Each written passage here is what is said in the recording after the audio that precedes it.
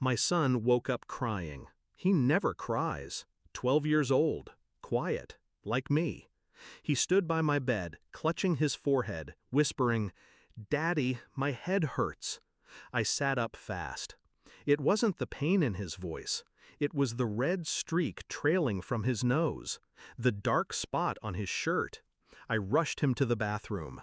Towels, water, pressure. But it kept coming.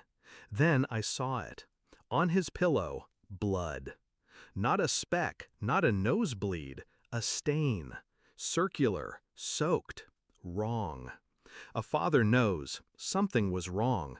By 4:12 a.m. we were in the ER. By 5:10 a doctor pulled me aside. Not in a rush, not in panic, in warning. "Sir, this needs to be reported to the police." No explanation, just that look. The kind professionals wear when they don't want to say the thing they know. I didn't ask why. I already knew. I just hadn't admitted it yet. I drove to the station on autopilot. The nurse had offered to sit with my son. My wife had said she was too shaken. I said nothing. I hadn't said much in years. She liked it that way. I parked, walked in, sat down, filed the report. The officer asked me 2 questions. Was there any trauma? Anyone else in the house? I told him no to the first and yes to the second. My wife.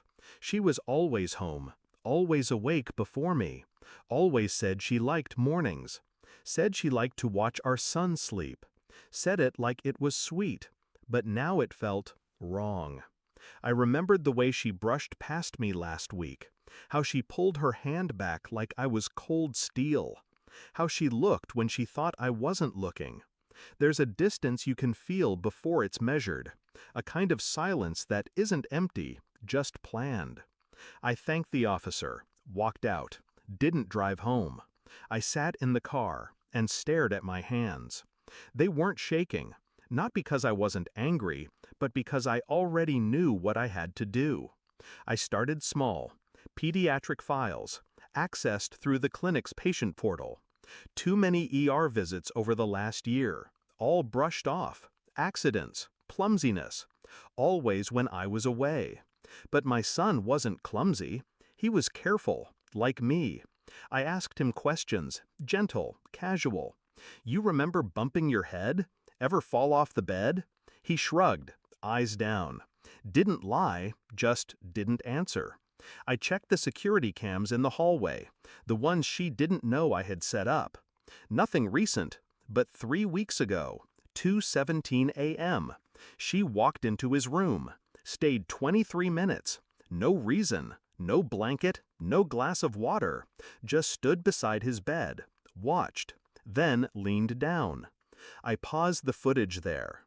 I stared at her face, expressionless, not angry, not loving, just blank, like a mask she hadn't taken off. The next morning I found the note, tucked in my son's backpack, written in crooked, uncertain pencil, "Mom hurts me when you leave." I didn't sleep that night. Instead, I called a forensic specialist I once helped during a corporate lawsuit. Had him examine the stains and the bruises. Silent service, discreet. By Thursday, I had everything. Pressure patterns, force direction, non-accidental trauma, signs of intentional injury. I printed it, bound it in a folder, then waited. That night, she came home late, said traffic was bad, didn't ask about our son. I stood at the kitchen table, didn't speak, just slid the folder toward her. She looked confused, then afraid. She opened it, page by page. Didn't cry, didn't scream, but her hand trembled by the end. I waited until she looked up. Then I said, "I know."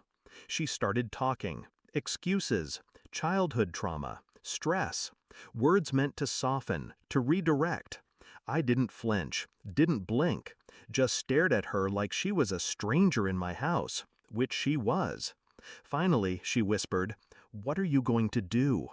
I reached into my pocket, pulled out a USB, placed it on the table. That's everything. The report, the footage, the handwriting match, already sent to the police, and your licensing board. She stepped back, hands over her mouth. Tears finally came. Too late. You'll never see him again, I said. Not loud, not angry, just final.